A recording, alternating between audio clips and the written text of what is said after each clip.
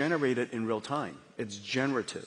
Based on the context, based on the circumstance, based on who you are, based on the problem you asked, based on your prompt, it will generate unique content for you. Every single time for everybody, it's unique. When you use Grok, every time you use it is different. Just based on the, right? Based on the prompt that you give it and based on the circumstance. And so therefore, it used to be retrieval based. Today it's generative. And if it's generative, then, and every time is different, then you need AI factories all over the world to generate the content in real time, which is the reason why you need AI factories. And this is a unique way of doing computation, but the benefit, of course, is that everything isn't preconceived and pre-documented, and it's contextually sensible and therefore intelligent. So AI factories and robotics, and we heard it yesterday from His Royal Highness, his vision, how to augment our workforce with roughly tens of millions of robotics to be able to infuse the next wave of productivity and progress. But this scares a lot of folks here when it comes to the future of jobs. So let's hear about your thoughts, Elon and Jensen, on that. Sure. Well, say like in the long term, where will things end up? Long term, I don't know what long term is. Maybe it's 10, 20 years or something like that. For me, that's long term. My prediction is that work will be optional. Optional? Optional. So we'll take that. Yeah. I mean, it'll be like playing sports or a video game or something like that.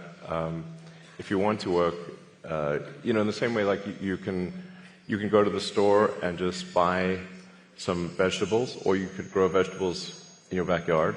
It's much harder to grow vegetables in your backyard, but some people still do it because they like growing vegetables. That will be what work is like, optional. Now, between now and then, there's actually a lot of work to get to that point. Mm-hmm.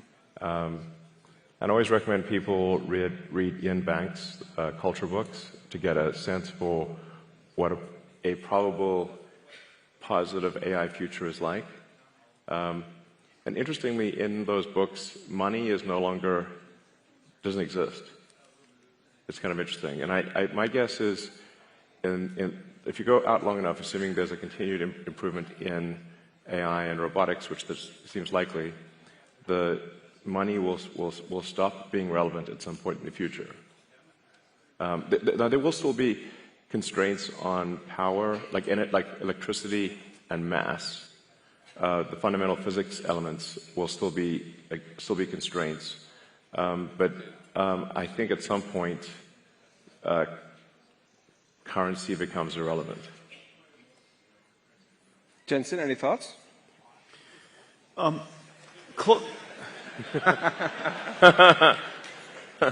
the way, the NVIDIA earnings call is later today. And by the way, since currency is relevant. Cheers. Elon just wants to share with you some breaking news.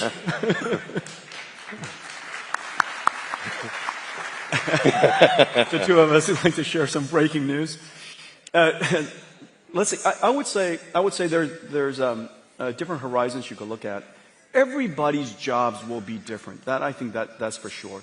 How the students learn will be different. How people do their work will be different, obviously, because a lot of the things that we do mundanely or arduously or very difficultly are going to be done very simply. And so we're going to be more productive from that sense. One of the things that I will say is that for most people or a company, if your life becomes more productive, and if the things that you're doing with great difficulty become simpler, it is very likely, because you have so many ideas, you'll have more time to go pursue things. It is my guess that Elon will be busier as a result of AI. I'm going to be busier as a result of AI. And the reason for that is because we have so many ideas we want to pursue, so many things that we still have in our backlog inside our company that we can go pursue. If we were more productive, we can get to those things faster. And so in the near term, I would say that there's every evidence that we will be more productive and yet still be busier because we have so many ideas. One thing that I will say, give you some evidence, is that, and I was just telling Elon about this earlier, radiology, for example, has largely been converted to AI-driven radiology, and there's some really great companies doing that.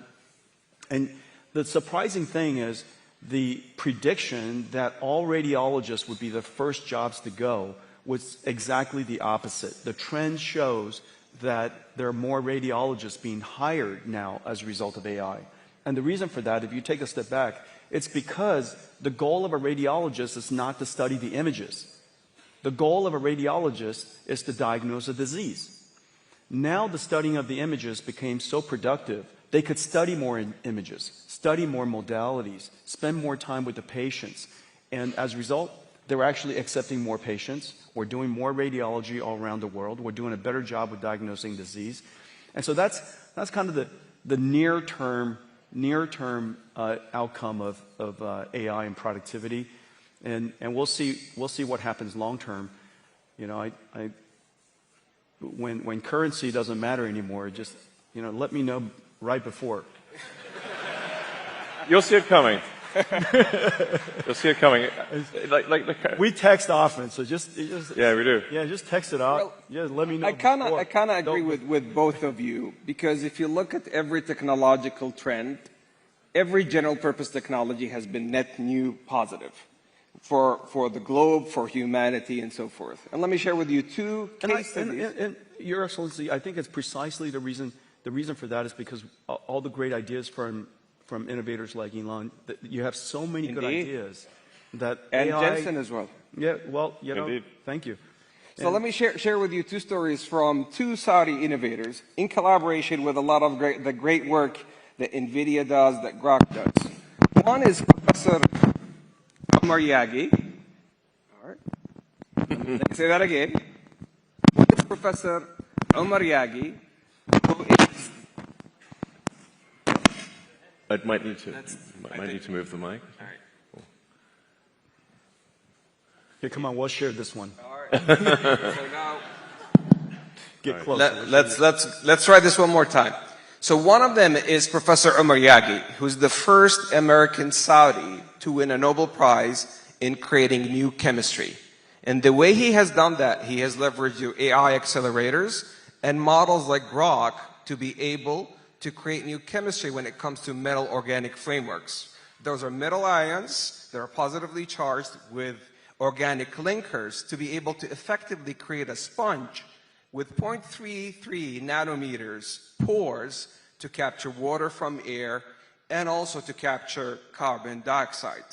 The second story has also to do with AI accelerated by NVIDIA and with models like Grok, which is nanopalm, which is effectively creating a nanorobot 500 nanometers by 1,000 nanometers to be able to do gene editing, leveraging the CRISPR technology to take out sickle cell disease. Now, in both these instances, they originated 20 years ago in research, but AI was able to really accelerate the outcomes and the outputs such that we can move into new value pools. So I think with every technological trend, humanity is going to always manage to shift to new value pools when it comes to workforce and productivity. But we have some great announcements to talk about here today. Let's begin with you, Elon, the things that we're doing with XAI. Yeah, we're excited to announce that we're doing a 500 megawatt. I mean, yeah, 500. Sorry. 500 megawatt. 500 megawatt. Yeah. We're doing 500 megawatts. Sorry. Not There's, quite, yeah. Yeah. No, there's 500 gigawatt one. We'll have to wait. That'll be $8 bazillion trillion. Stop that.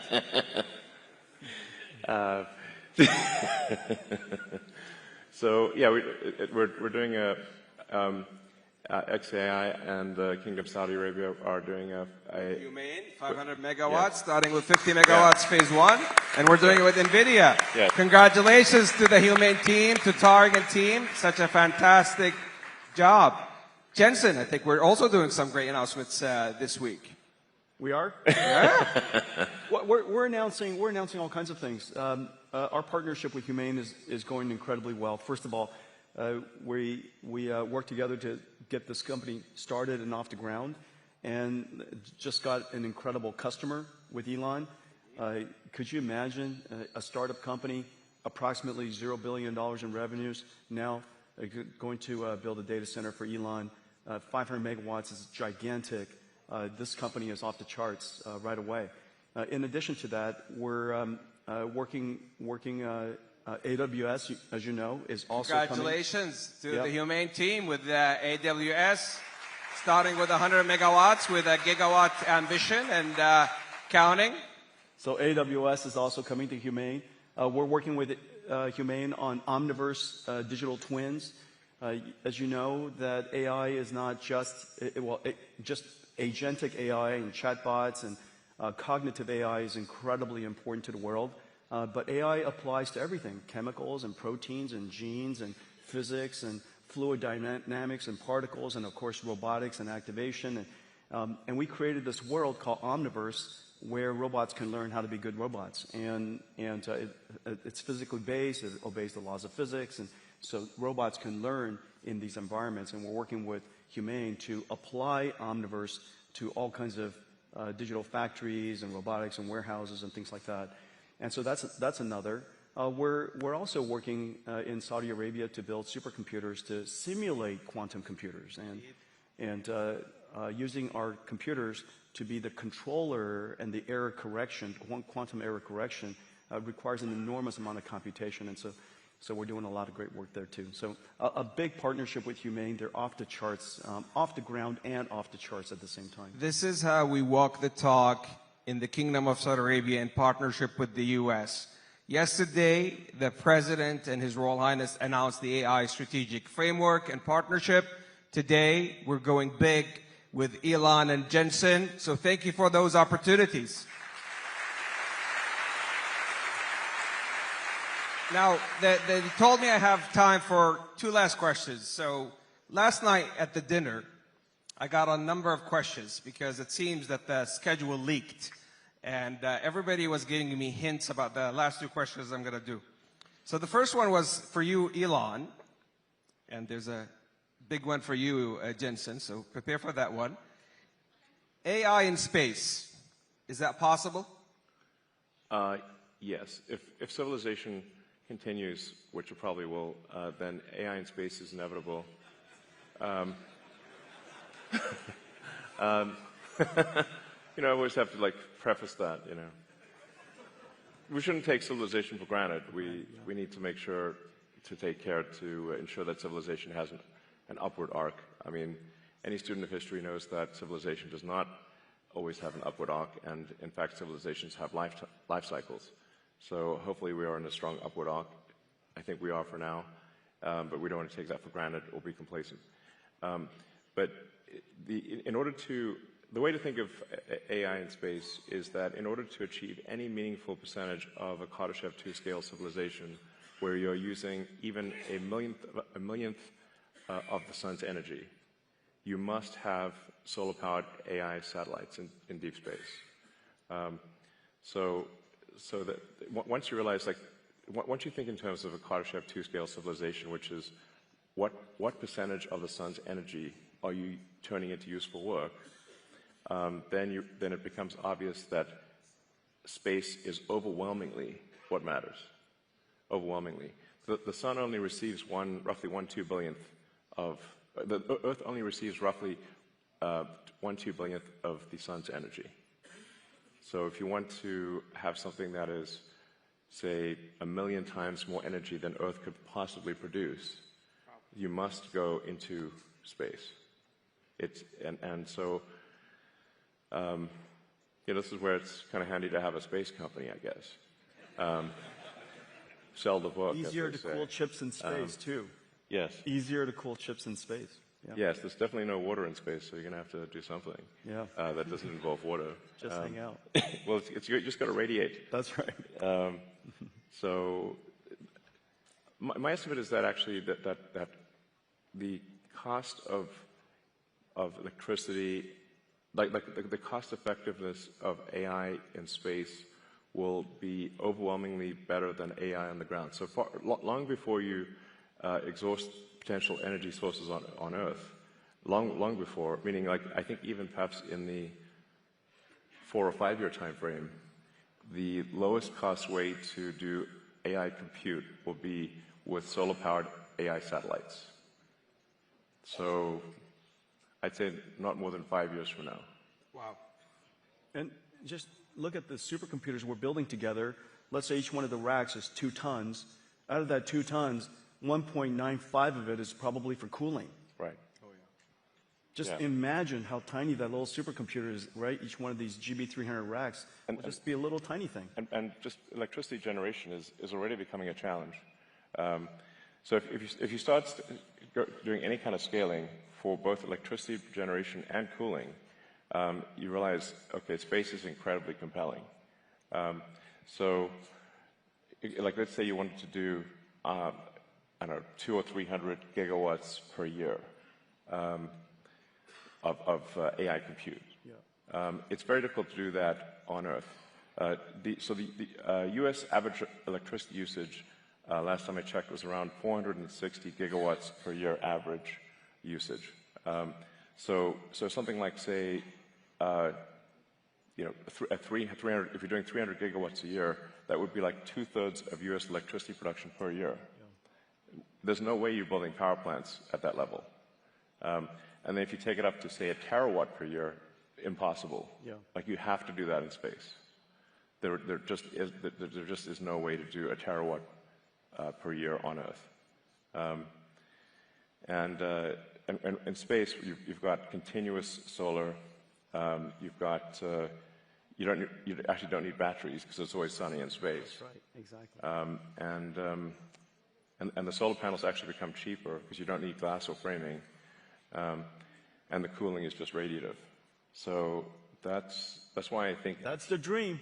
Yes, that's the dream. So Jensen, everybody last night was asking me, and I'm mindful it's earnings call for you today. So I'm going to say this delicately. Everybody has been asking me to ask you, are we going to have an AI bubble? That's the last question. All right, no. All right, let me just tell you what we see. Okay, so I think it's really important when you look at what's happening around the world and go back to first principles of what's happening in computer science and computing. There are 3 things that's happening.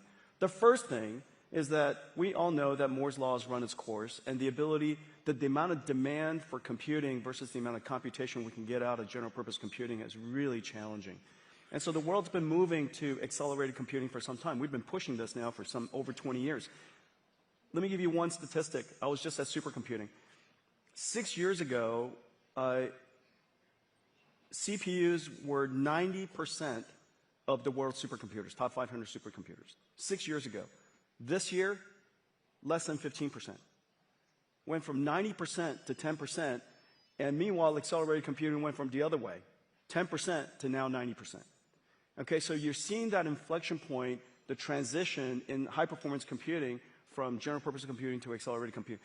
Well, one of the most data-intensive, one of the most intensive computation things that the world does in cloud is data processing. Several $100 billion of computation is done on just raw data processing. It has nothing to do with AI. Just SQL processing, data frames, everybody's names, address, their sex, their age, where they live, how much money they make. All of that sits into a data frame, and that data frame drives the world today, whether it's in banking or whether it's in credit cards or, of course, e-commerce and everything from ad recommendation. And everything is driven off of that data frame. That data frame costs hundreds of billions of dollars to go compute. And so that's the number one thing, end of Moore's law. The second thing is generative AI. The most important application of the last 15 years is called REXs, recommender systems. How do we know what information to recommend to us in a social feed? How do you know what ad to recommend to somebody, what book to recommend, what movie to recommend? The internet is so gigantic without a recommender system that a little tiny phone of us will have no chance of ever seeing the right information. That REXs is the engine of the internet today. That's going generative AI. It used to be running on CPUs, now it runs on GPUs. Which then says the third thing, if you just look at those 2 applications, many of the internet companies can build an enormous number of GPU supercomputers just doing that. Of course, then it creates the third opportunity on top of it, which is agentic AI. This is Grok, and this is OpenAI, this is Anthropic, this is Gemini. Agentic AI sits on top of that. But don't forget to think about what is happening above, underneath what everybody sees as AI today. There's a whole movement of computing from general purpose computing to accelerated computing. And that, if you take that into consideration, you'll come to the conclusion that, in fact, what is left over to fuel that revolutionary agentic AI is not only substantially less than you thought, and all of it justified. Well, I was just informed by the team that my boss and your bosses is going to talk next, the Honorable President and His Royal Highness the Crown Prince, and hence we ran out of time. But in essence, this is so much love for you, Elon and Jensen. But this, in essence, is a 92 alliance that shifted from energy to digital to the intelligence age, powered by pioneers such as Elon and Jensen, to serve humanity and create on a net new basis new economies, new jobs, and a better future for humanity, powered by the Kingdom of Saudi Arabia and the United States. Thank you for a lifetime partnership and friendship. Thank you, Elon. Thank you, Jensen. Thank you. All right.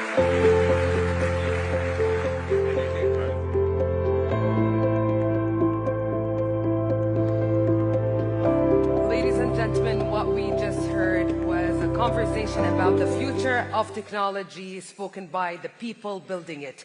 To His Excellency Abdullah Swaha, Elon Musk, and Jensen Huang, thank you for a conversation that did more than describe the future of technology. It actually showed us who's building it and how.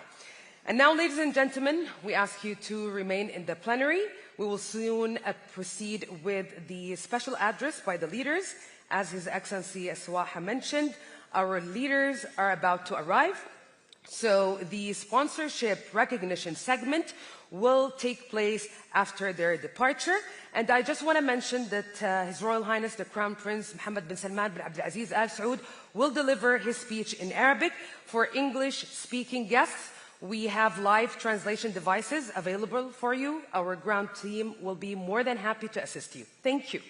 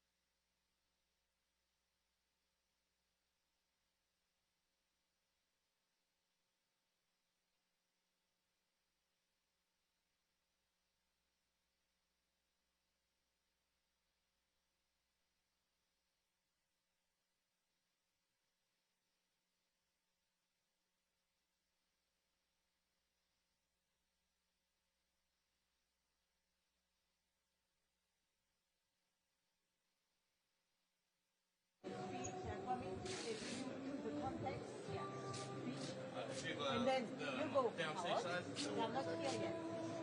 And then, when they're coming on stage, the music is louder, you will see. When they are ready, they take the picture. After some time, they are on their way there right now. Go away, and then let's take it in. When they are ready, so you're ready, the mic, and then we have to go. Is it only coming through there?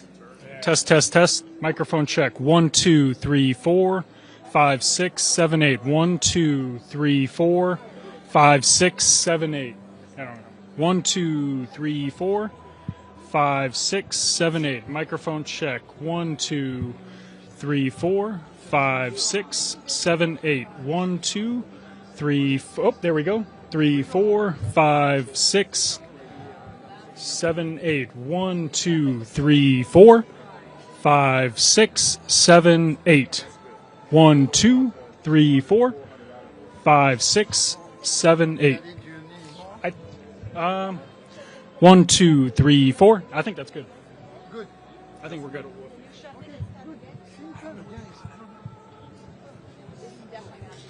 Just skip to a new song. So can you go to the next song? They're on their way. Oh, am I on your way?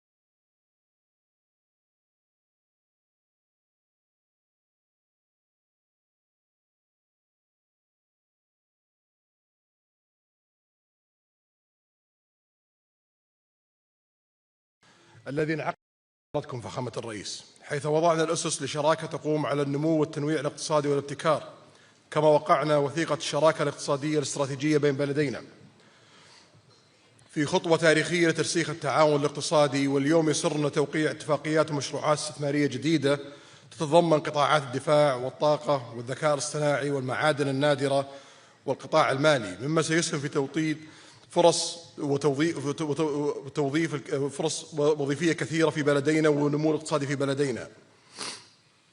ونتطلع إلى أن يسهم هذا المنتدى لتعزيز العلاقة التاريخية وتطوير مسار الاستثمار بين بلدينا بما يواكب طموحاتنا، وادعوكم إلى اغتنام الفرص الجاذبة التي توفرها الشراكة السعودية الأمريكية. واشكر فخامتكم على اهتمامكم بتعزيز الشراكة الاقتصادية، والتي نثق أنها ستشهد نمو غير مسبوق خلال السنوات القادمة. شكرا فخامتكم.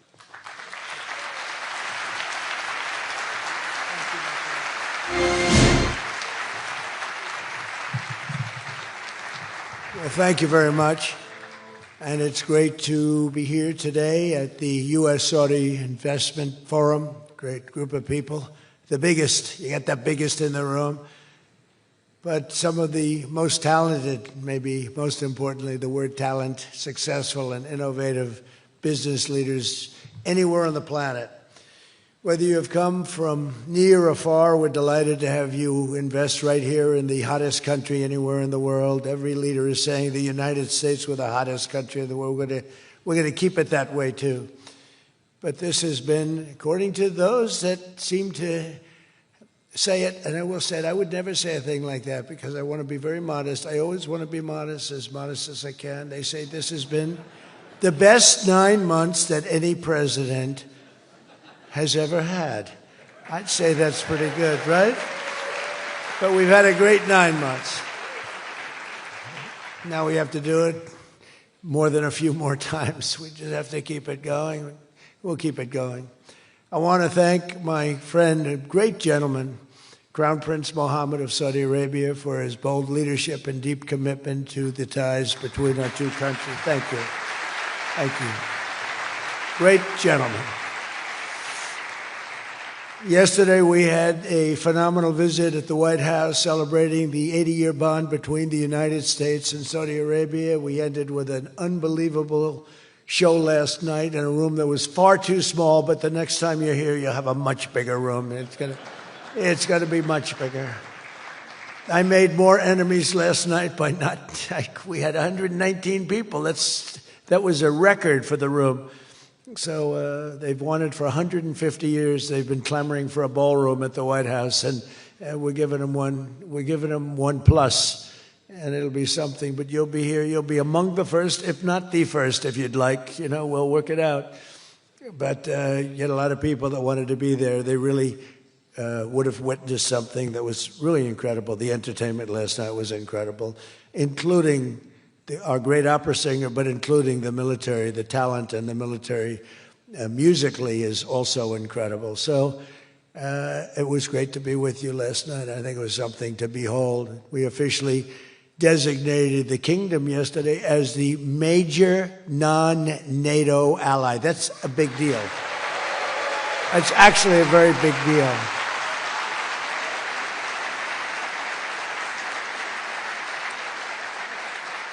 Great honor. That happens seldom, very seldom, if at all. So I just want to congratulate you on that. That's a sign of trust.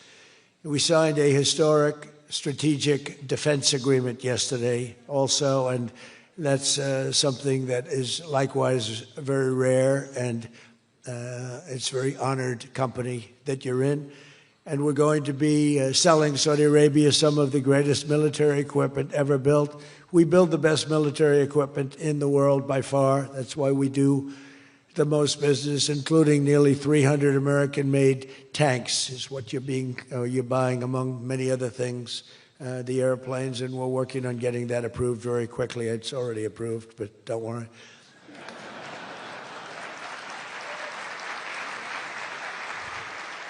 We have to go through a process. The process will take, Elon knows, the process will take about, would you say 24 hours? I think so. You're in good shape, very good shape. The partnership between our two nations is among the most consequential in the entire world, and together the Crown Prince and I are making an alliance stronger and more powerful than it's ever been before. We've had good relationships and frankly not good. You didn't have a good relationship with Barack Hussein Obama. You didn't have a good relationship with Sleepy Joe Biden. But you had a great relationship with me, and now it's as good as it was, and probably even better if you think about it, because we took the dark cloud away from your country. It was called Iran and its nuclear capability, and we obliterated that very quickly and strongly and powerfully. But that was a real cloud over the whole Middle East, and now they want to make a deal.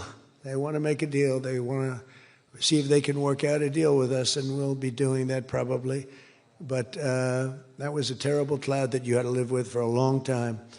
22 years they were thinking about doing that, the B-2s. That was even before the B-2s. Those B-2s, what machines they were, they flew in, they were undetectable, and they dropped their payload, and every single bomb hit its exact mark, which was a shaft going deep into the mountain.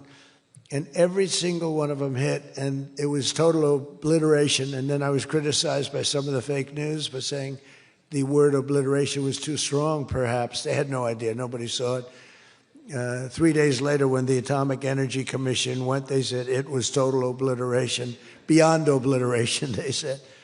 But they want to make a deal. We'll see what happens. This week, our countries also signed groundbreaking agreements on civil nuclear energy, critical minerals, and artificial intelligence. And I want to congratulate a lot of the great American leaders, business leaders that are in the room. And you'll do a great job for Saudi Arabia and for a lot of other people in the room that are buying your product, taking your product, and using your product. All of that is in addition to the $600 billion investment in the United States that Saudi Arabia announced during my unforgettable visit there last spring. Well, I said, could you try and get that up to $1 trillion? And yesterday, the Crown Prince announced that the number that they'll be investing in the United States is $1 trillion. So that's really an honor.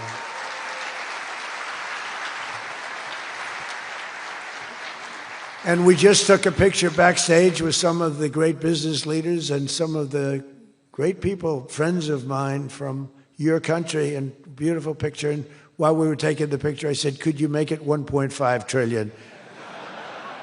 So he's got something to think about. I don't know. We'll get something. I think we'll get something, Scott, right?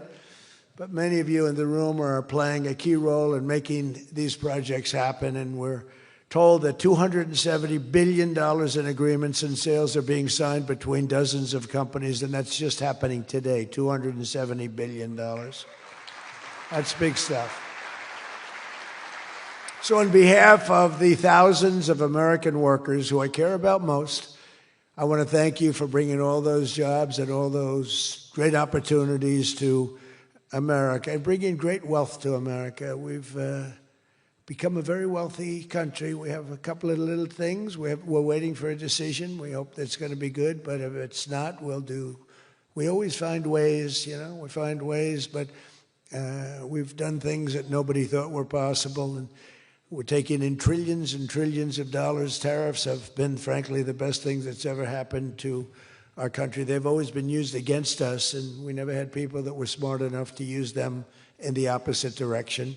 But now you do, and we have taken in trillions of dollars, and it's been absolutely amazing. We're going to be doing a dividend to the people, low and middle income, moderate income people, of at least $2,000. In addition to that, we'll be paying down debt very substantially. It's the kind of money we're taking in. And really, countries that took advantage of us are no longer taking advantage of us. Friends, some of our friends treated us far worse than our enemies on trade anyway, and we've got that all straightened out. And everybody's happy. They respect us again. It's like one of those things. I think they like us better, and they actually respect us, and it works out much better for us, too. But I especially want to thank our numerous Saudi friends here today, including the ambassador to the United States, a friend of mine, Princess Rima. Thank you very much. Great job. Great representative you have. You sent a good representative. and many distinguished ministers and members of the cabinet, governor of the Public Investment Fund. Where's Yasser? Yasser's here someplace. Sometimes I see him dressed both ways. I don't know. It's cooler that way. I'd dress that way if I could. Yasser's terrific. He's a terrific man, actually. So thank you very much, Yasser. And Secretary Scott Bessent, who's been fantastic. Where's Scott? We're thinking about him for the Fed, but he wants no part of it. He likes being Secretary of the Treasury. I think we'll leave him. So let's cross your name off, right? Officially, right? Remember, you said that. I love the Fed job. To me, it's the easiest job in the world. You play golf for 28, 29 days, then you go and make a little speech, tell everybody, in the case of the current guy, the wrong information because he has no clue. But if you have good instincts, it's all based on instincts. I see they want to hire 3,000 economists, 3,000, to report to the Fed chairman. What are they going to do? Take all this information? 3,000 economists. That's why they're spending $4 billion on renovating a building that should have cost $25 million to do. They should have spent $25 million. They're building a basement into the Potomac River. I could have told them that's very tough to do and it doesn't work and it's very expensive. But they're up to $4 billion headed by this clown. But we have 3,000, think of it. They want to hire 3,000 economists. So they took a poll and they interviewed 71 people. And of the 71 people, 2 people got it right. 2 people. One was a great economist whose name I won't tell you because I don't like him personally, but he is good. And the other one that got it the most right was a man named President Donald J. Trump. Do you believe it? Everyone else was wrong. And I didn't have an economist. Well, I had Scott. But we got it right, didn't we? Huh? We got everything right. Doug Burgum, where's Doug? Will you please drill a little bit faster? Between him and I'll tell you, you and Chris was great on television, and he's setting records. They're setting records, but I'll never be satisfied. Drill, we got elected. Drill we must, I called it. Drill, baby, drill. Con Edison, a great utility from New York many years ago, they used to have a sign, drill we must and dig we must. So when they were digging in a road, they'd have a sign, dig we must. Well, now we're putting those utilities to shame because I'm allowing all of those AI plants that are being built to build their own electric generating force, and they're building them like nobody's ever seen, and they're coming up with ideas and new contraptions like nobody's ever seen. And this way they can't blame me for not producing electric. I said, you produce it yourself. And actually they didn't believe I was saying that because nobody ever thought of a thing like that. They're building a massive plant. They were going to hook it up to a 200-year-old grid. And that wasn't going to work because there's no way of doing that. No way we could have done that. And I had the idea. This was my idea, approved by a couple of people. I said, why wouldn't that happen? They're building a plant for $50 billion. If you build a shopping center for $50 million, it's okay. It's not a bad shopping center. $500 million, you're talking about top of the line. $50 billion. So when it was first explained they're spending $50 billion, I said, no, you mean 50 million. No, sir, we mean 50 billion. And then I saw some of them that were the size of Manhattan. I said, they did mean 50 billion. And I said, well, what you're going to do is with that, how would you like to build your own electric generating plant? And they looked at me like I was crazy because something like that, they really didn't understand it. The smart guys, they didn't understand it. They said to me at the next meeting, sir, the biggest problem we have will be electricity. I said, you don't understand. I told you last week, you're going to build your own. I'm giving you approval to build your own plant, and you will be approved within a period of 2 to 3 weeks. It used to take 20 years prior to termination. In other words, you would wait 20 years and you wouldn't make it. You'd be voted down 5 to 4. I said, we're getting you approved in a 2-week, 3-week period. In fact, Lee Zeldin, one of the superstars of this administration, I said, Lee, if it's oil and gas, get them approved in 2 weeks. If it's nuclear, add another week. Because some are going nuclear, and they're doing, be careful. They better be careful. But they are going to be careful. They're the greatest people in the world. So now they come back and they actually believed it. And now they're being approved rapidly. And we have things being built, the likes of which nobody's ever seen. We're leading China by a lot in AI. And we're also bringing auto plants in from Canada and from Mexico. They took them, and they're all coming back. They're all coming back because of tariffs. If we didn't have tariffs, I mean, they like the fact that we won the election by a landslide on November 5th. That helped. But they're all coming back, and they're coming back from Germany and Japan. Toyota just announced, as you know, $10 billion worth of new plants. They just announced it last week. I went to various countries, and Japan was one of them. And Toyota's coming in with a $10 billion investment in 4 or 5 plants. Now, we're going to be more advanced than we were. So we led the car industry like 100% 50 years ago. We led the chip industry 30, 40 years ago. We had 100%. Then people came in and started taking it. I don't blame them, Taiwan, et cetera. They took 100% because we had no president that protected our industry. If we would have said, it's wonderful that you're going to Taiwan, we think it's great, but when you sell your product back into this country, there will be a 250% tariff. Nobody would have left. Nobody would have left. And Intel would have been a giant. Intel would have been, where's Jensen? Intel would have blown, well, he now owns a big chunk of Intel. He's got it figured all different ways. Where are you, Jensen? Stand up. You have done such a good job. And you had a good 2 days, I understand, right? A good 2 days. How's Blackwell doing, okay? Any recent competitors? Anybody going to blow Blackwell away in the next week?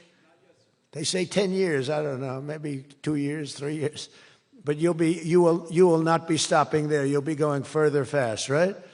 An amazing job you've done. I want to thank Howard Lutnick and Christy Noam for being here. Christy, Howard, good job. Really good job. My daughter Tiffany's here with her great husband, Michael. Thank you very much, Tiffany. Thank you, honey.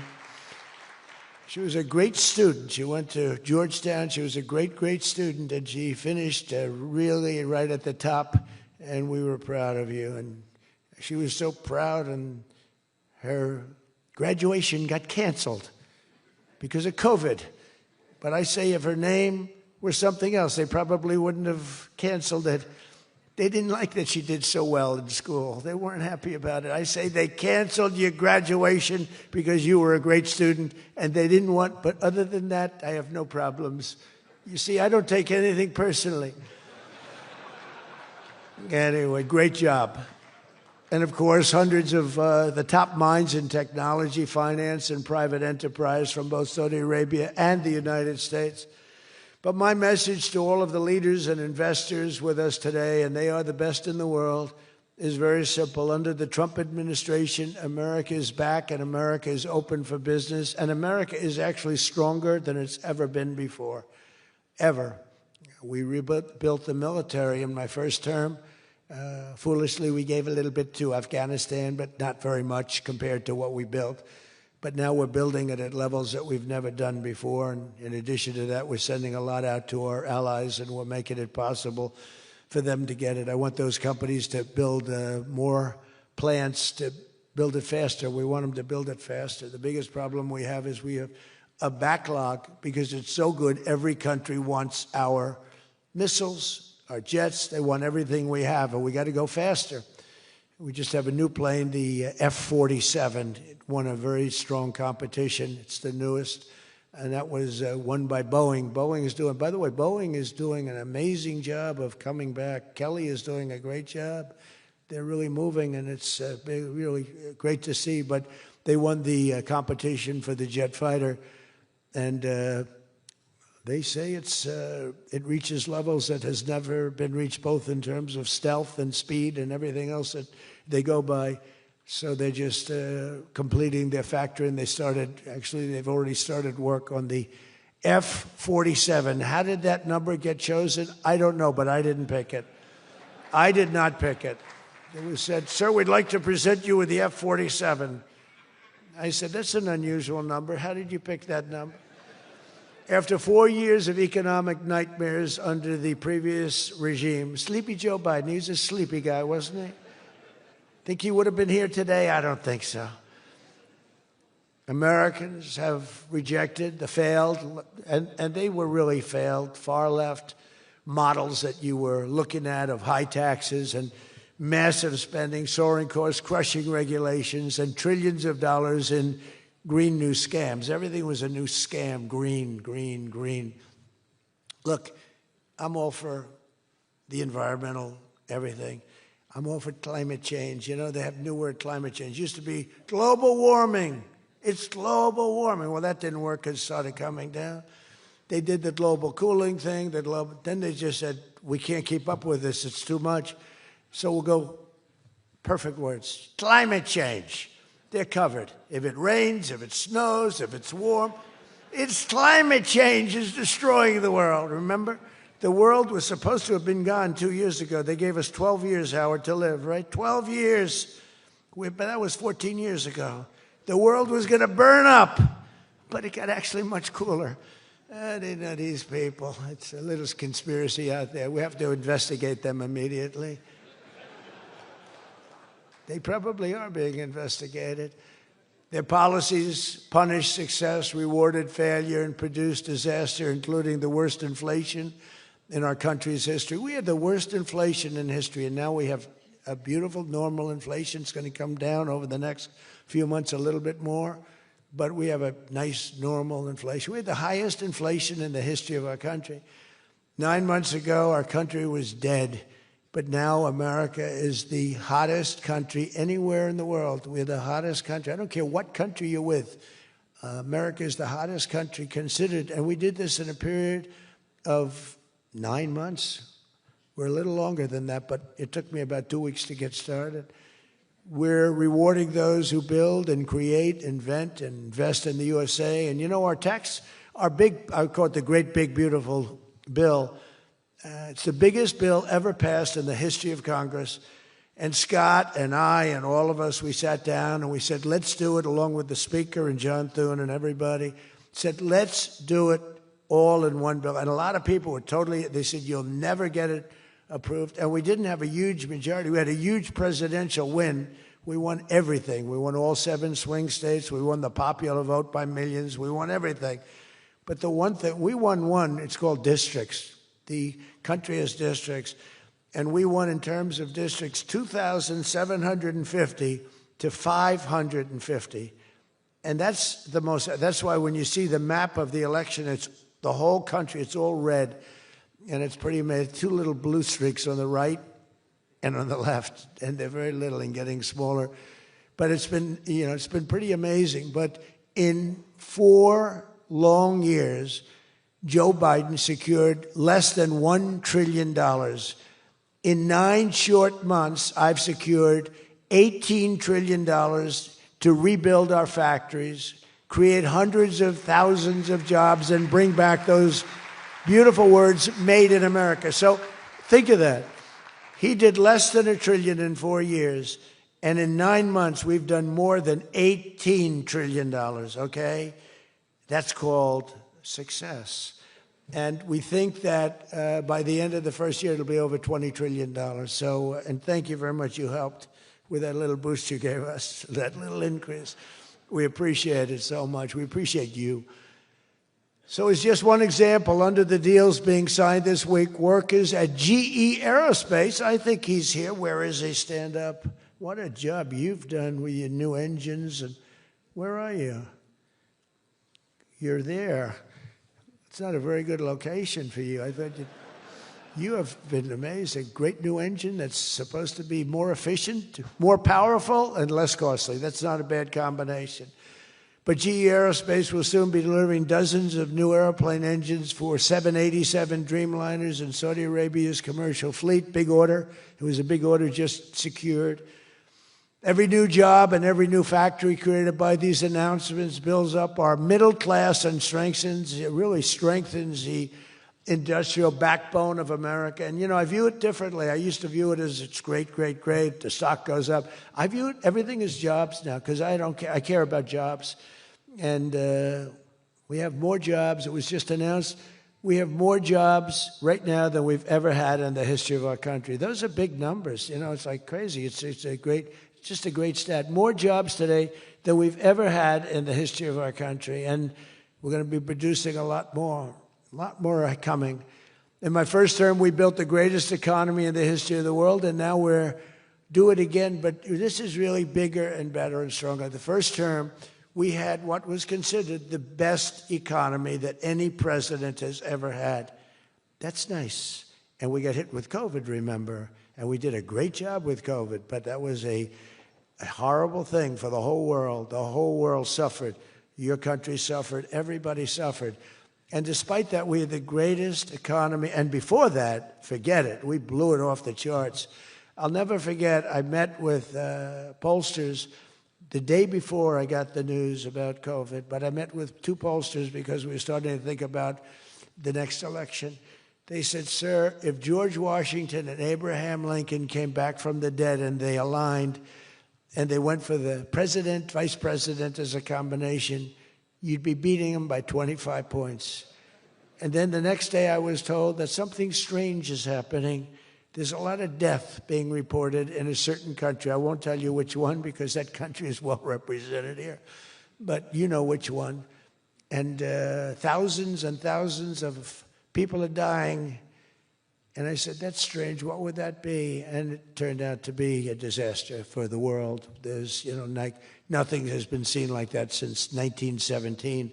I always thought that when I heard, you know, pandemic or anything you want to call it, but I always thought that was like an ancient phenomena, that could never happen in modern times, but it did. But we did a great job with all of the things that we did with the vaccines, with the so many of the drugs that we came up with, making you better. Regeneron is an example. Regeneron was fantastic. I give them great credit for what they did. But we did great, and then we started doing the gowns and the masks and the goggles and the ventilators. We were sending ventilators all over the world. We became the king of ventilators. But what a period of time that was for all of us. But despite that, we had the greatest economy in the history of our we had the greatest economy in the history of the world. And I'll tell you, it was an amazing time. But this looks like it's going to be blowing it away, because when these plants, which are being built now, and many are going to be started very shortly, many, but when they open, we're going to see numbers the likes of which nobody's ever seen before. And, you know, in some cases, you're building extremely complex plants. You're building plants to make computers and to make telephones, to make a lot of different things, missiles. But you're building plants that make things that are very, very detailed, and you have to have great knowledge. And you're coming here and you find, if we don't have people that did that before, we are allowing you, and I may take a little heat. I always take a little heat from my people, the people that love me and the people that I love. They happen to be toward the right of center, toward the right. Sometimes they're way right. But if you have to bring people to get those plants opened, we want you to do that, and we want those people to teach our people how to make computer chips and how to make other things. You can't come in, and I'm explaining, you can't come in, open up a massive computer chip factory for billions and billions of dollars like is being done in Arizona, and think you're going to hire people off an unemployment line to run it. They're going to have to bring thousands of people with them, and I'm going to welcome those people. Now, I love my conservative friends. I love MAGA, but this is MAGA. And those people are going to teach our people how to make computer chips, and in a short period of time, our people are going to be doing great, and those people can go home where they probably always want to be. You know, when people are born someplace, they tend to want to go, and we have the greatest country in the world, but they want to go. But they're going to do. We had one case in Georgia where a battery factory, batteries are very dangerous to make. They're complex, much more complex than people understand. And they spent $1 billion to build a factory. And they were told to get out. And I said, stop it. Don't be stupid. And we worked it out. And now they're teaching our people how to do it. But they're going to have to spend, Jensen, I don't think you can open up a big plant with your friend from Taiwan where we're going to have 40 or 50% of the computer chip business at I don't think you can do that with people that don't even know what a chip looks like. Do you agree with that? So somehow, you know, the people that are against this are really, really smart. They're unbelievable patriots, but they just don't understand. Our people have to be taught. This is something they've never done. And we're not going to be successful if we don't allow people that invest billions of dollars in plant and equipment to bring a lot of their people from their country to get that plant open, operating, and working. I'm sorry. So my poll numbers just went down, but with smart people, they've gone way up. They've gone way up. And I mean that. So for those of you that are doing the plants, you're going to have all the help you need, and you're going to do a great job. And you're going to teach our people how to do it, and our people are going to be just as good as your people ever were in not such a long period of time. Since the election, the stock market has set, and this is a little more than 9 months, 46 all-time record highs. And the growth is now amazing, and it's lifting up the Americans and American economy like nobody's ever seen before. It's the biggest. There's never been a period of time like this. Wages for hourly workers are rising at the fastest pace in 60 years, and real wages for construction workers are up $2,200 a year, and that's good, and that's spending. They're going to spend. They're going to buy many of the things that you're making. In 9 months, we've lifted over 600,000 Americans off food stamps, and that's happening rapidly. You know, when we had the problem 2 weeks ago on the SNAP, and they talked about all of this, the numbers. So when I left, which was a rigged election, by the way, but that's okay. You know, they used to go crazy. I'd say rigged election. Oh, nobody complains anymore because now they realize it was, and it's been proven, and it continues to be proven. But when I left, that number was $7 billion. Now it's $47 billion. That's Biden. So if you think about it, if Kamala, who's the same basic thing, grossly incompetent, he was incompetent, they're all incompetent because their policies are incompetent. Open borders, men playing in women's sports, transgender for everybody. I mean, they got the worst policy. I don't talk about it too much because if I talk about it, they might change. So, no, I don't talk about it. I tell people, don't talk about it. Wait till 2 weeks before the election and hit the hell out of them. Right? We talked about that, right, Elon? He said, we wait 2 weeks before. It's almost like you're in a war. Don't shoot yet. Don't shoot. Hold your fire. The enemy's rushing. Hold your fire. Don't shoot. Okay, now you can go. 2 weeks before. But I watched a guy the other day, a congressman, fighting for men playing in women's sports. And the new weightlifting record for a certain weight was just set. The man was 119 pounds higher than a woman champion who was a phenomenal champion. Beat her by 119, and he was an average lifter prior to transitioning. A lot of the Saudis are sitting here saying, what the hell is he talking about, transition? They don't do a lot of transitioning. They're sitting here, the Saudis are saying, what is he talking about? They're saying, what do you mean women are playing against men? No, that doesn't happen, does it? Yeah, it does. These people are crazy. 1.9 million more American-born workers are employed today. Think of that, than when I took office. So we picked up almost 2 million workers, and more Americans are now working, as I said, than at any time in the history of our country. Under Biden, 1 out of every 4 new jobs went to increase the size of the federal government. So in other words, 1 out of 4 was a federal worker. Well, I love our federal workers, but that's not the way you can build a country. It's a short road to a disaster.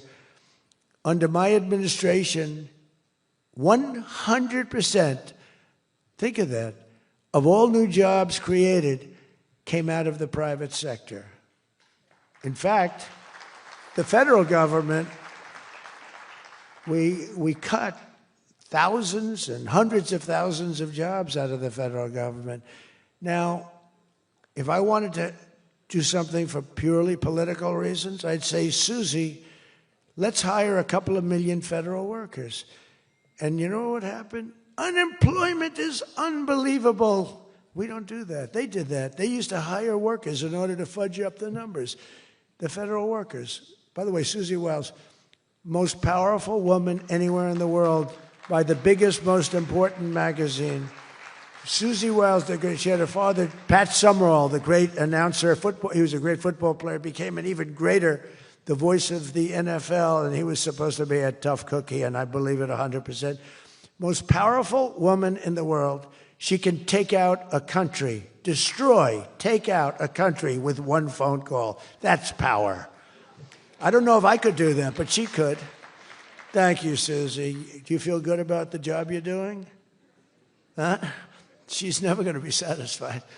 She's doing a great job. We're also making incredible strides to make America affordable again. That's a new word that they're using. Affordability, they talk.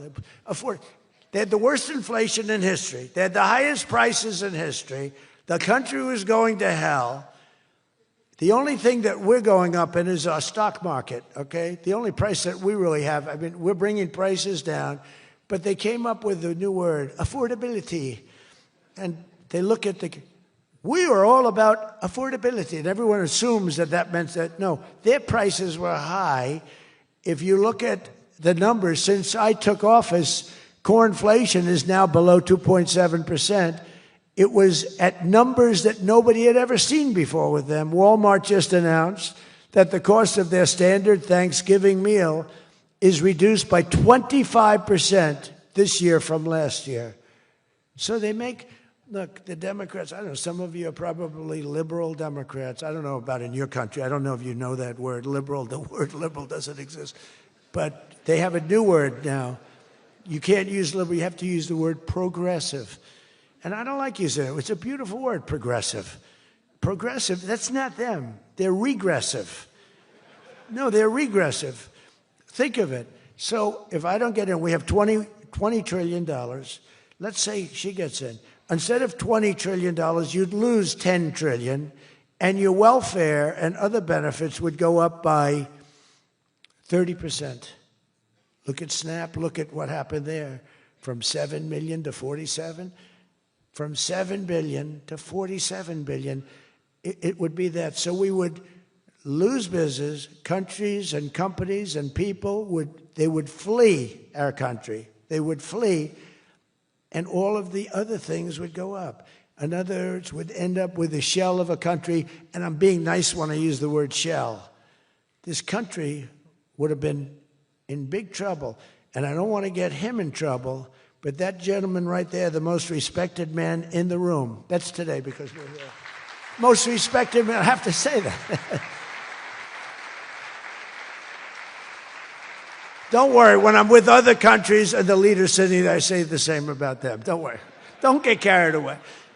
No, the most respected, one of the great leaders, he told me when I was in his country, he said, and I use it all the time. Sometimes I refer to him because I have great respect for him. I figure it sells better. But he said exactly these words. He said, it's amazing what you've done.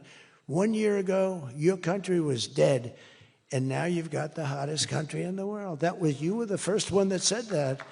And I've used your name hundreds of times. I use your name, I say, that king of Saudi Arabia said. But anyway, but it's true. We were a country that was in really bad trouble. We were a country that would have been dead, I believe, within a year or 2 years after the election. We were headed in a very bad direction. And now we're headed in the best direction, I think, that we've ever been headed. According to the USDA, Turkey is down, think of that, 33%. And I'm not talking about the country of Turkey. He's doing fine. Erdogan is doing good.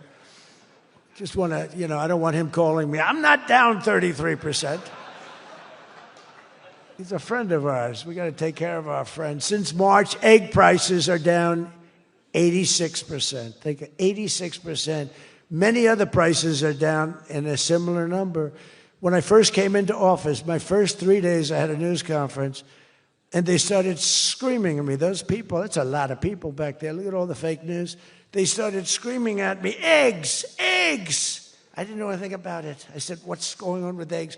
They're up quadruple. I said, I've only been here for 3 days. And we'll work on it. And we got them down very substantially. They said, don't buy eggs for Easter. At the White House, we have an Easter egg hunt. We buy thousands of eggs. People come from all over, thousands. They asked me, sir, would it be possible this year to buy plastic eggs? I said, I'm not buying plastic eggs. The kids are going to pick up an egg. They're going to, what the hell kind of an egg is this? And we bought maximum number of regular eggs, and we got the prices. Brooke Rollins did a great job, Department of Agriculture. She did a fantastic job. And eggs are way down now. Mortgage rates are down despite the Fed. I mean, Scott, you got to work on this guy. He's got some real mental problems. No, there's something wrong with him. It's just sweet. I'll be honest, I'd love to fire his ass. He should be fired. Guy's grossly incompetent. And he should be sued for spending $4 billion to build a little building. I'm building a ballroom that's going to cost a tiny fraction of that, and it's bigger than the whole thing put together. You got to work on him, Scott. The only thing Scott's blowing it on is the Fed. Because the Fed, the rates are too high, Scott. And if you don't get it fixed fast, I'm going to fire your ass, okay?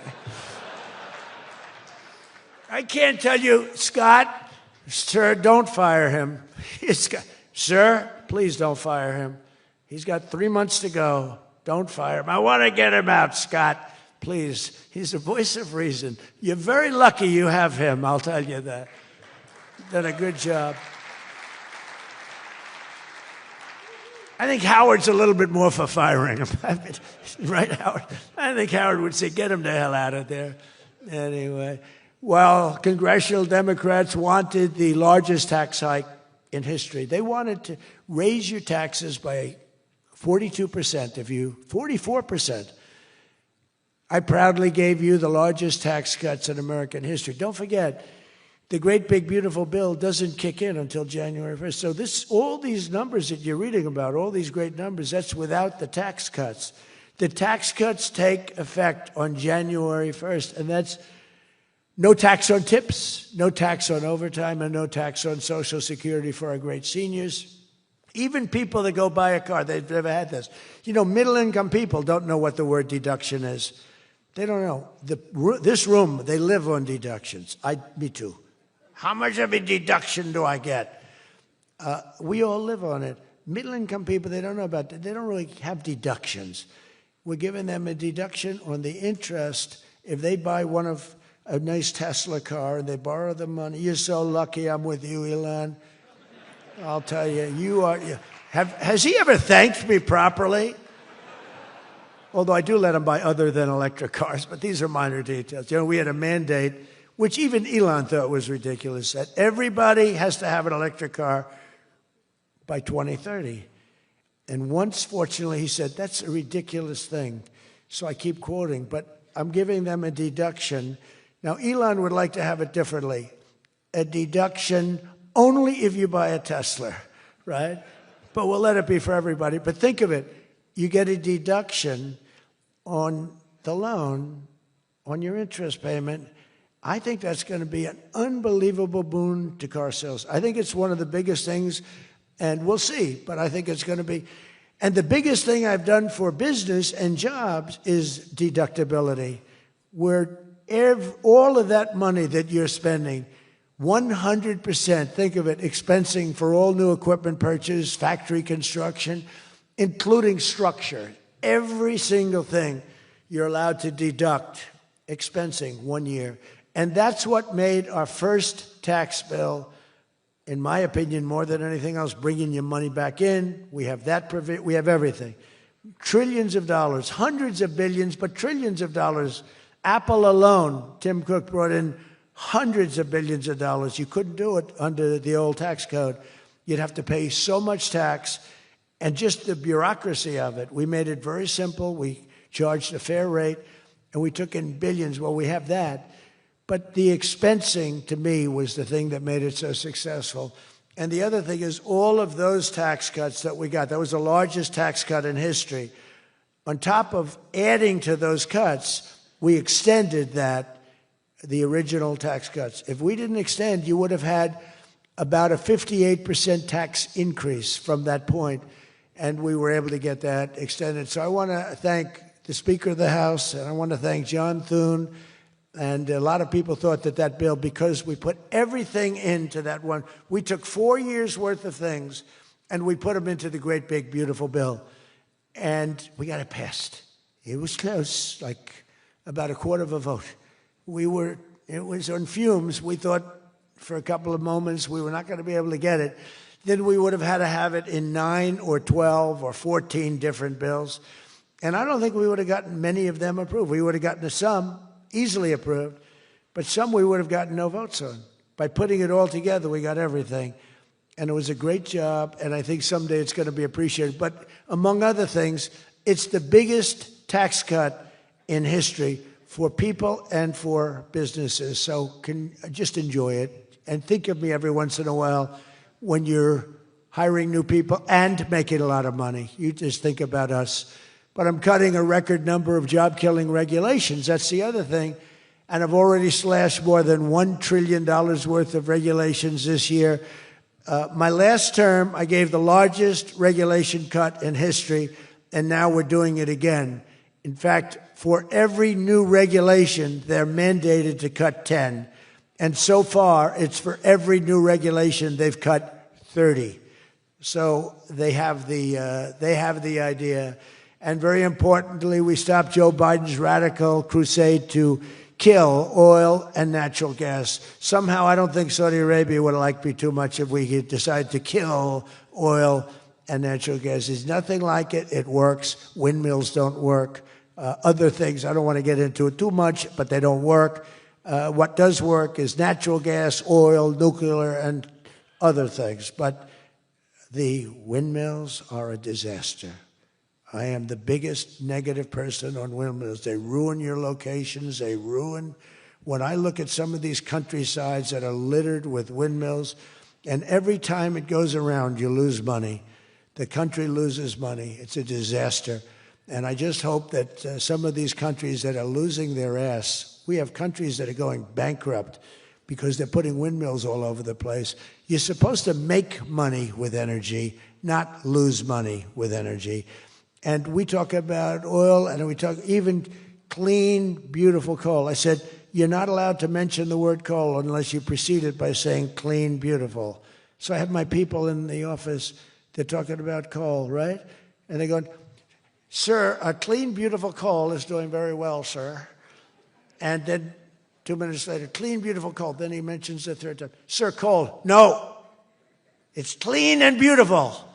Because it needs a public relations help. Coal needs a little help, public relations-wise. So we refer to it as clean, beautiful coal, and it does have its place, that I can tell you.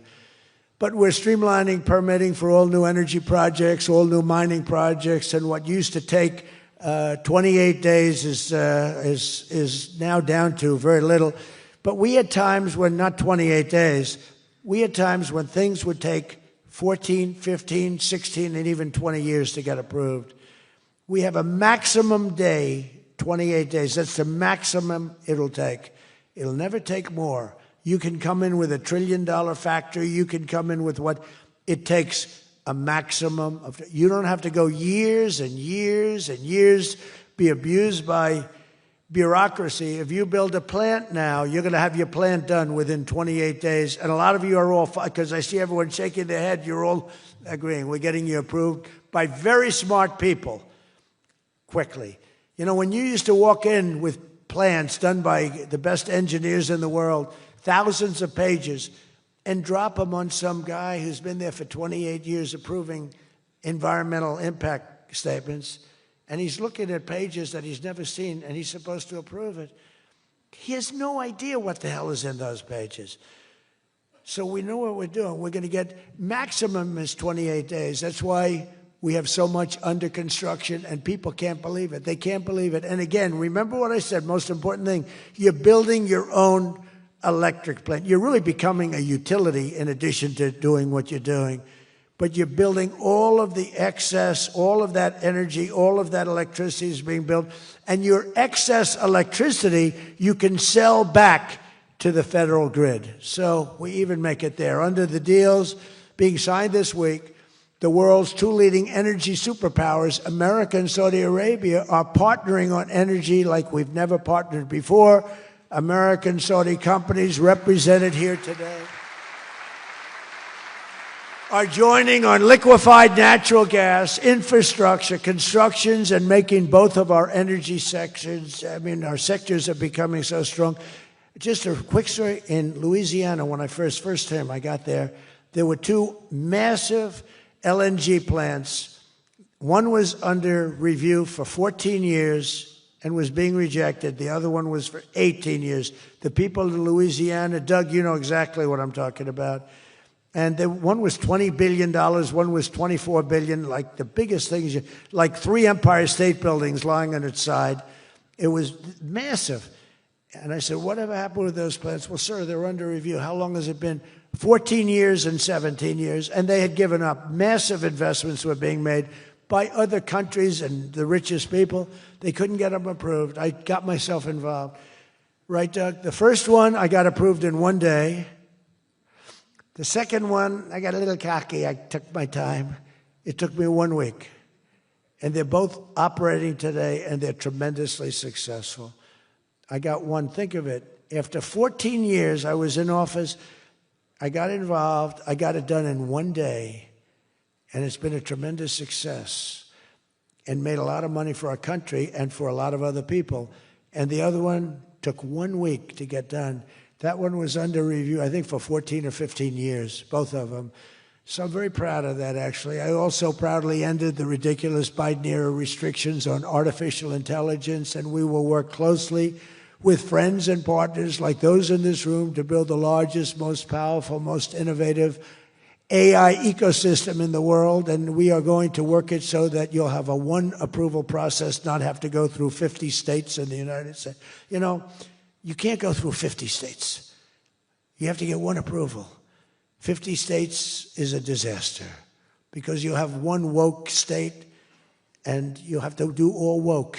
You'll be back into the woke business. We don't have woke anymore in this country. It's virtually illegal. But you'll have a couple of wokesters, and we don't want to do that. We want to get the AI done, and I'm working with David. David's done a fantastic job. If he's here, I think he is. He is. Thank you. David's done a fantastic job.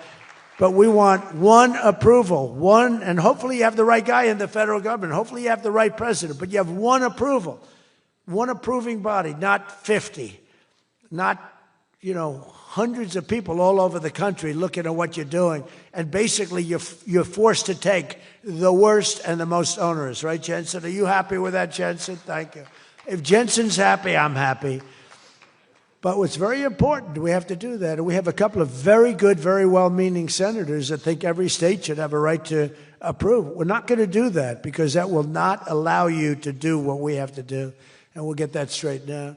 Together, the United States and Saudi Arabia are unleashing really the most incredible new prosperity together. And we're also making history and forging peace. And I've settled 8 raging conflicts, 8 wars. I've settled 8 wars. I have 1 to go. You know what that one is. I thought that was going to be my easy one because I have a good relationship with President Putin, but I'm a little disappointed in President Putin right now. He knows that. I thought that was going to be the easy one. I settled 1 war, 36 years. I got it done in 1 day. I had another one, 32 years, millions of people killed. Even Congo and the Rwanda, they had 10 million people killed. It was out of control. I got that settled. I have a man's father who happens to be in this room doing a great job, right? Got that settled. I settled 8 wars. And I'll tell you, His Majesty would like me to do something very powerful having to do with Sudan. It was not on my my charts to be involved in that. I thought it was just something that was crazy and out of control. But I just see how important that is to you and to a lot of your friends in the room. Sudan, and we're going to start working in Sudan. I didn't think that that was one that was going to be So easy to do, but we're going to start working. Mohammed said, yeah, thank you.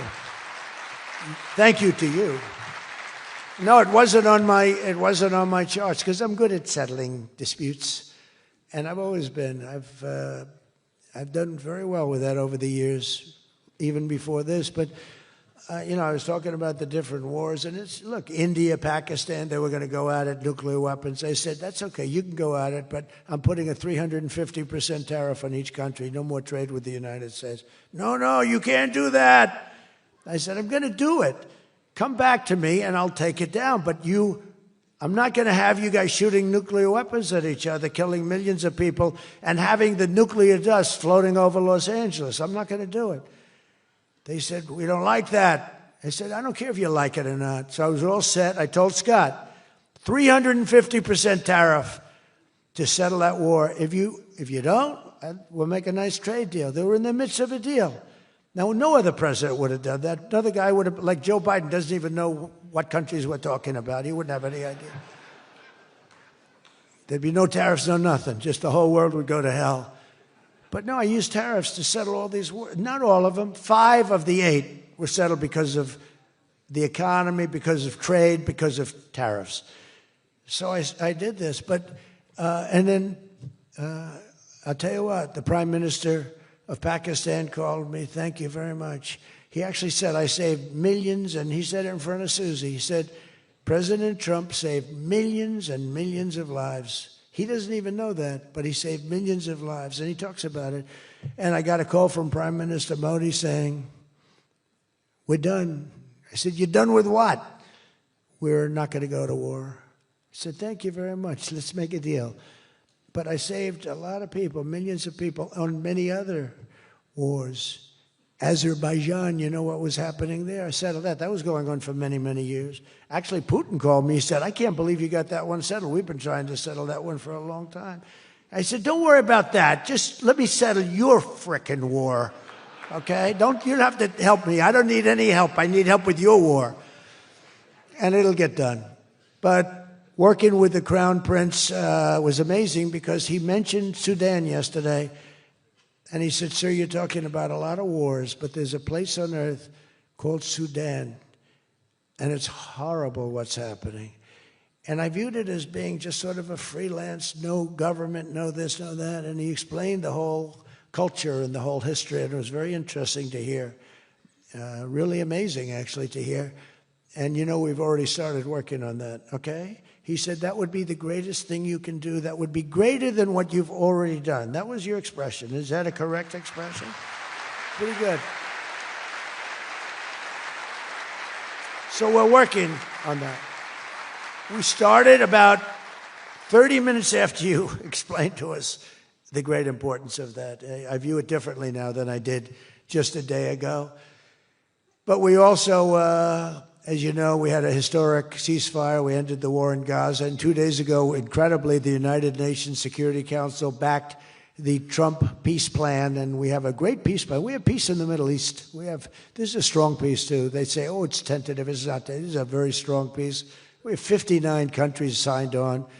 And when there's problems, I'm getting calls from countries. They want to go in and lead the fight to solve the problem if we have any problems. But right now, it's looking very good and They endorsed the United Nations, what's called the Board of Peace, chaired by a person called Donald J. Trump. I accepted the chairmanship. They asked me to be chairman.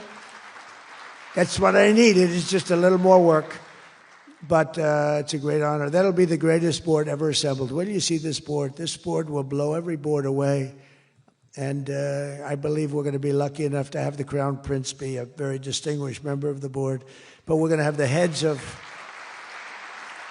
the Board of Peace, and I think it will go long beyond Gaza and the Middle East. I can see that going long beyond. There'll never be anything like this in terms of, I know you all have wonderful boards, but this is going to blow it away. It's going to blow them all away, and it's going to do some really good. So in the coming months, the Crown Prince and I are going to ensure that the ceasefire and everything else that's going on that's so positive in the Middle East, hard to believe. I mean, I've grown up, peace in the Middle East. I used to hear peace, peace, peace in the Middle East but never happened. We have peace in the Middle East. It's an amazing thing. Nobody thought, 3,000 years they talked. Nobody thought it would happen. In just 9 months, our administration has achieved more than most other administrations achieve in 8 years. And we're leading again in just every country. We want to win. We want to win for you. We want to win for ourselves. We want to help our allies. We want to change our enemies. We want to change our enemies. I'm being nice when I say it that way, but we want to change them. And if they don't change, we're going to be nasty. But hopefully we're not going to have to be nasty. But we want the world to prosper. We want the world to be safe. Our alliances are flourishing like they haven't before. And, you know, they're respecting America again. They didn't respect us. We were like a bunch of stupid people. We had a president that couldn't get up and talk, couldn't walk up a flight of stairs. We had people that didn't know what the hell they were doing. We were an embarrassment all over the world. But now we have people that are respected at levels that we've never seen before. So I just want to tell you that this is a group that I respect. I read every single name of every single person sitting in each and every seat. And I either know you or I know of you. This is an amazing group of people. And it really is headed by that gentleman sitting right smack center with 2 seats in between him. He wants plenty of room. And he's going to be the king of Saudi Arabia right now. He's the most distinguished gentleman. He's my friend. And thank you very much for what you've done for us, and we will always be with you. Thank you, Mohammed. I appreciate it. Thank you, everybody. Thank you very much. Thank you.